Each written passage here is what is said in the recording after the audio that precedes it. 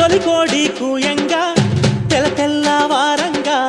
పాలు కడవల్లు నిండా పల్లె బంగారు కొండ పారుతున్న ఏరు పచ్చ పచ్చాని పైరు ముత్యాల ముగ్గుల్లో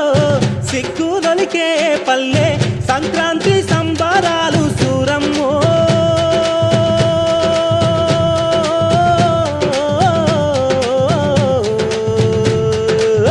అంబారాన్ని తాకే